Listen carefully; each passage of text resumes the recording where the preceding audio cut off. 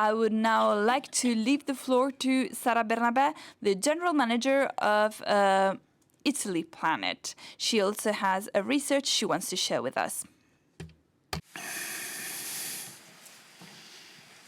Buongiorno. Good morning. Good morning. I'm Sara Bernabè, General Manager of Planet Italy, a company specialized in the field of international payments and tax-free. The fashion sector has been mostly impacted by the effects of the COVID-19 crisis only after tourism in the reception industry. At the beginning of this year, Europe was experiencing a quite positive, moderately positive economic performance, and it suffered a double impact from this crisis. The first was connected to blocking tourists from China, Asia, and America. And then the closure of local markets. Even though boutiques in Europe, luxury boutiques in Europe, have started reopening, the turnover of luxury brands dramatically reduced compared to the past year, almost all due to the absence of international customers. For some luxury brands, international customers account for almost 50%, if not more, than the sales in store. And the international customer spends on average 3 times more than what a domestic customer spends. And let's have a look at some figures. These are the figures from January the 1st to October 31st in Europe, and you see minus 79% of the total tax-free sales turnover and minus 82% in transactions. Such drop is spread all over destination countries and all over all nationalities. But let's see what happened in Italy. The situation is more or less the same. If you see the second column, Chinese dropped by 89%, down to minus 92% for U.S. customers. Why? Because U.S. people mostly travel in spring and summer, so full lockdown for us first and later lockdown for them. We had some Chinese at the beginning of the year, thanks to the Chinese New Year. Considering the cities, since the problem is with closed borders, the situation is quite the same. Some were impacted more, others were impacted less, but it's minus 86% in Florence, down to minus 81% in Milan, that actually experienced some shopping experiences from Swiss people. From this year, we have also some data from the hotellerie sector, thanks to 3C, which is a provider of payments and leader in the hotellerie sector. This allows us to integrate our retail panel of data on the left of the slide with that of the hotellerie sector. What you can see here, considering the table on the left, is that tax-free finds it difficult to recover, hence sales to foreigners in stores as of last summer with the reopening finds it hard to regain ground, while hotels seem to perform a little better. Analyzing data from our partners ShopperTrack and Routes Online, the footfall at international level. On the left, we see a gradual comeback to stores thanks to domestic customers, and the black line is Italy. These lines all tend downwards now in October due to the second wave of the pandemic. On the right, you see the trend for travels. The only distinguished line here is the yellow one that represents domestic travels within the leisure pack. Hence, Chinese mostly now oriented through the Golden Week at the beginning of October. Now, we have tried to actually detect the sentiment of consumers trying to understand if behavior after the crisis is going to change or whether that is going to be back to a mood resembling that of the pre-crisis period. To see that, let's have a look first at when hopefully foreign customers will be back to Europe. We have taken as a baseline the IATA analysis because we believe that is the most cautious but realistic one. Considering 100 the year 2019, if we follow the gray line, hence domestic flights, we see that return to 2019 levels is expected by mid-2021. The green line instead shows that even though there's a gradual recovery as of 2021, according to IATA, we'll be back to pre-crisis 2019 levels only in the second quarter of 2023. And these homogeneous times of infection spreading and reopenings are defining different effects on the different markets. China, at the beginning of the year, suffered a dramatic drop. We saw less 6.8% in Chinese GDP in the first part of the year. So the collapse was due to the severity on how strict, the strictness of the lockdown measures in China. As of April, boutiques and stores in China started reopening. And we noticed a shopping flow that was still very limited. However, conversion rate was much higher. And the average value of each transaction was much higher. This fact is due to two things. First, the so-called revenge shopping factor. Hence, I'm closed at home. I cannot go to the boutique and buy.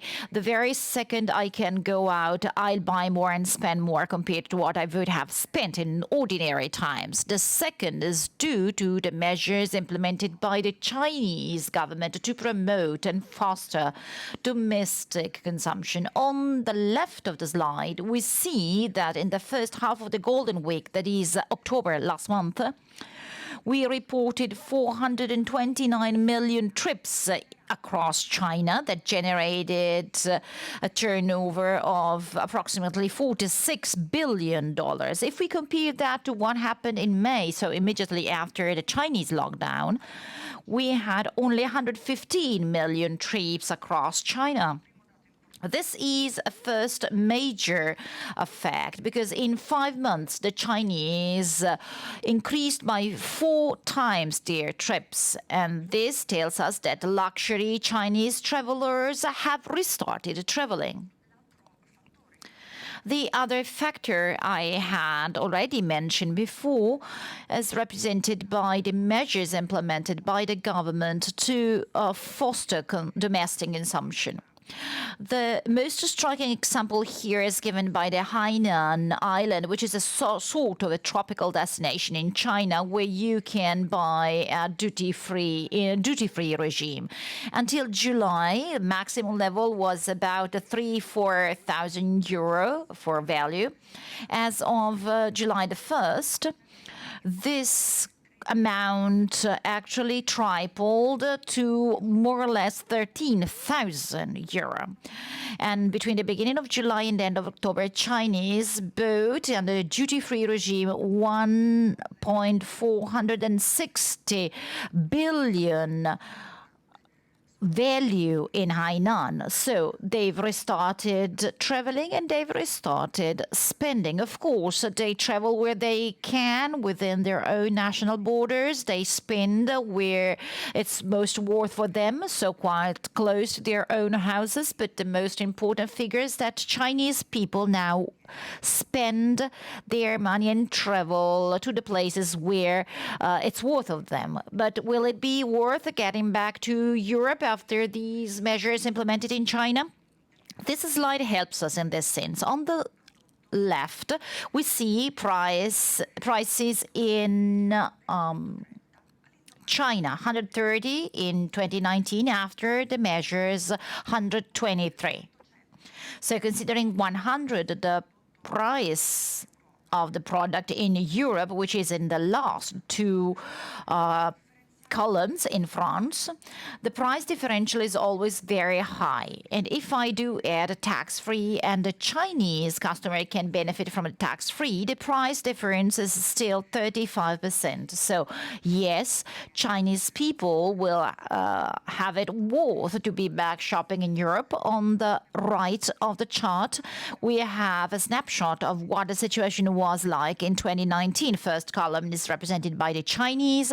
They do buy in black only an amount of 22% in their own nation, while 28% of them buy in Europe.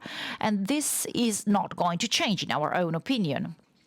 In fact, the Chinese really want to be back, and they all agree on this. That is, back to Europe, as we see on top in the yellow bar, 54%, and also trying to find some patterns to understand the consumer's sentiment. Whoever is feeling this missing, well, what are they missing the most? They want to feel safe. There are different nuances across the different generations, but the only really transversal fact is leisure travel, that is being back to traveling as they want. Europe, Italy, our brands, our culture will always be strong resources to have these desires come true. Who's going to be first? We have divided shoppers in three main classes. Elite shoppers, those are spending more, over 30,000 euro per year. Power spenders around 4,000, and core spenders. In Italy, 2019, first column, elite spenders represented 26%. And the pandemic actually polarized the composition of consumptions, because elite spenders now account for half of total consumptions, and we see that in the second, third, and fourth quarter of 2020. Now, Forbes maintains that COVID-19 will have a lasting impact on the state of the customer. But is it true? Will it be so long-lasting? As for the impact, what we've changed in our habits in this period, will they really last that long? What happened in this period of crisis? We all know that. We have it here also bottom right. We've had an exponential growth of e-commerce for luxury products too. So I cannot go out of my house, so I'll buy online. And in a quarter, the US registered a growth rate equal to that of the past 10 years. But even after that, because this is what we are interested in, after the COVID pandemic, what will luxury shoppers do? Will they still buy online? Because buying luxury is an experience which is, in our opinion, offline mostly. Because when I buy luxury, there's a whole psychological experience with emotions and reasons accompanying the purchase of a luxury item. So I want to be cuddled in the store. I want my dress to be tailor-made. I want my own favorite brand item to be customized. So I believe we'll be back to offline as for luxury. Then, of course, contactless payments boom, or soul service. Those experiences were already underway before. We've already talked about that in the past years. Asian consumers, when they are at a cash counter for paying, well, they use their own phone. They don't take out their wallet. So there's definitely been an acceleration in this period due to hygienic health reasons, but that's nothing new. we can actually also find some food for thought for the future. China for sure will continue to encourage domestic spending, as we've seen lately with Xi Jinping's last Congress, and we expect that.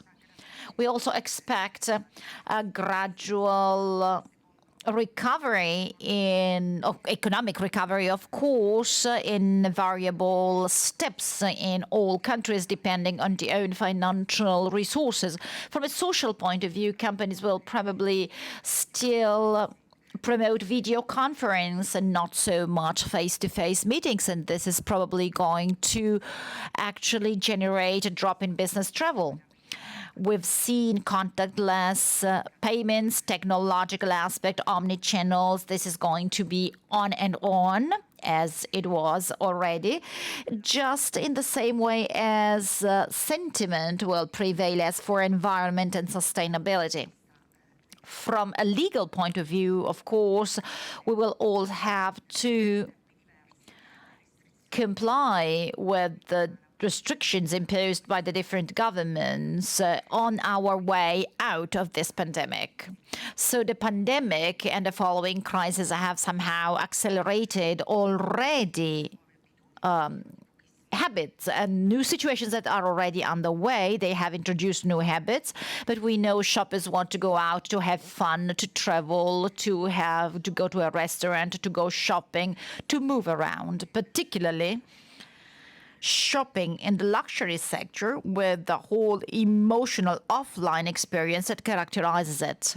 So in our opinion, if it is true that for some time you can change your own habits, it is also true that the human soul does not change. And we believe we are going to be back soon to our ordinary life. Thank you. Thank you, Sara, for these last considerations, which I strongly agree with.